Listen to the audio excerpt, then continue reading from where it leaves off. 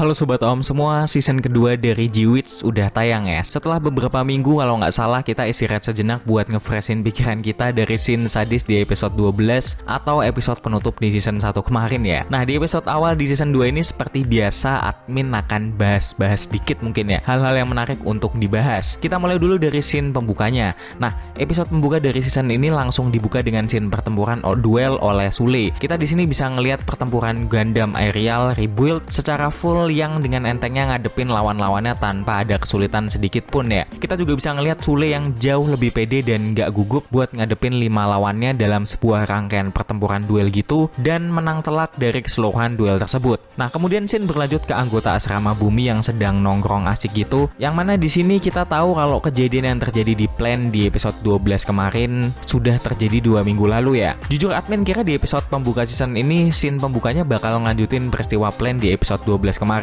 Jadi ngelanjutin Space War dari penyerangan kelompok anti-Spacian Dawn of Volt. Tapi justru cerita pembuka season 2 ini berlangsung setelah 2 minggu dan format konflik yang terjadi ini malah direset dari nol ya. Bisa dibilang kayak gitu. Nah dari obrolan anggota-anggota asrama bumi ini terlihat dari obrolan mereka sepertinya hanya mereka yang tahu tentang kejadian yang terjadi di plan ya. Bahkan penyerangan yang terjadi di plan hanya dianggap sebagai kecelakaan biasa yang seolah-olah disembunyikan oleh Benerit Group. Nah beberapa dari mereka yang mengalami peristiwa penyerangan di plan itu memiliki kekhawatiran sendiri, yang mana ditunjukin melalui ekspresi mereka masing-masing. Seperti aja contohnya Ririke yang terlihat ketakutan gitu ya. Namun ketakutan tersebut berhasil ditenangin sama Sule. Nah di sini kita bisa ngeliat lagi kalau Sule ini jauh lebih percaya diri dan berubah lah pokoknya. Bahkan Sule bisa meyakinkan ke Ririke untuk tetap tenang dan mempercayakan semuanya kepada Sule dan Gundam Aerial. Padahal kalau bisa dibilang mereka nggak tahu aja ya kalau Sule itu sebenarnya udah ngebunuh salah satu anggota teroris Dawn of Volt dengan sadisnya. Seperti yang kita bisa lihat di episode 12 kemarin. Nah,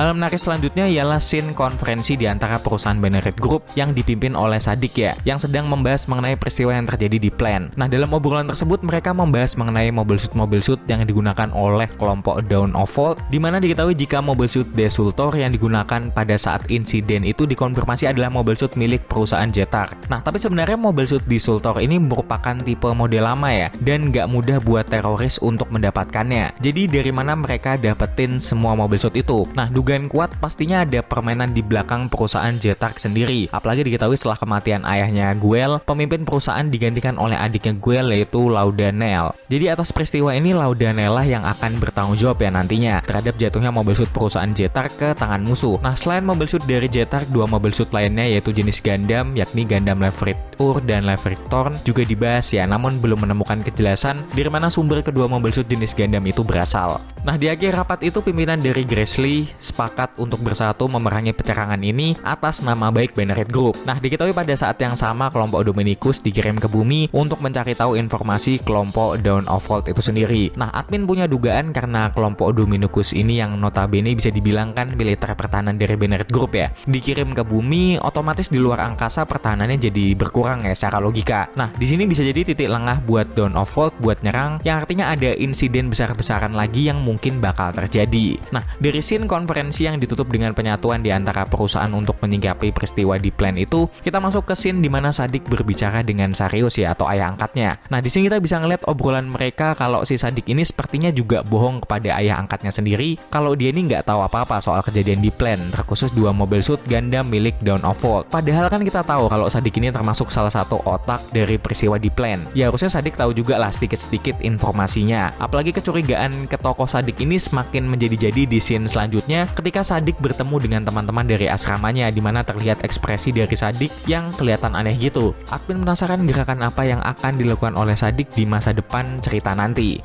Nah, hal menarik selanjutnya ialah masuknya Norea dan Sophie ke asrama bumi, pilot dari Gundam Ur dan Gundam Torn yang kita tahu menjadi kekuatan utama bagi kelompok Dawn of Volt di peristiwa plan. Nah, secara mengejutkan mereka masuk ke asrama bumi ya. Sikap mereka ini juga bisa dibilang ngeselin ya, khususnya si Sophie yang nggak bisa diem apalagi pas event open kampus gitu. Nah, tapi di sini sepertinya persembunyian mereka dengan masuknya mereka ke sekolah Astikasia nggak bakal bertahan lama, dikarenakan di akhir episode niat jelek mereka diketahui oleh Suleta yang nantinya bakal nimbulin ngejelasin dampak terbongkarnya identitas mereka. Nah, di situ kita diperlihatkan juga Sule yang pada saat itu nyoba nyelamatin Nika dari injakan maut Norea dengan Gundam Varaknya ya. Oh ya, di scene sebelum ini ketika mereka mengotak-ngatik Gundam Varak di hangar, sebelum kehadiran Nika dan Sule, terdapat percakapan di antara mereka berdua, di mana Sophie bertanya ke Norea tentang perintah dari pangeran atau prince. Nah, kata pangeran atau prince ini apakah mengacu ke Sadik yang menjadi dalang atas ini semua, atau adakah prince lain yang memiliki pengaruh lebih besar dari Sadik yang menjadi otak utama dari semua ini? Kalau benar kayak gitu, artinya di sini Sadik sebenarnya juga lagi dipermainkan sama orang lain yang entah itu siapa, yang mungkin memiliki pengaruh lebih besar lagi. Nah, kembali ke scene Nika dan Sule yang sudah mengetahui niat buruk dari Norea dan Sophie, di mana Norea berniat untuk membunuh mereka berdua, terutama Nika, karena merupakan kunci informan bagi mereka. Secara ngejutin lagi dan lagi, Sule dengan PD-nya nantangin mereka untuk berduel ya. Sule ini saraf duelnya kayaknya udah mati ya, dikit-dikit duel, dikit-dikit duel.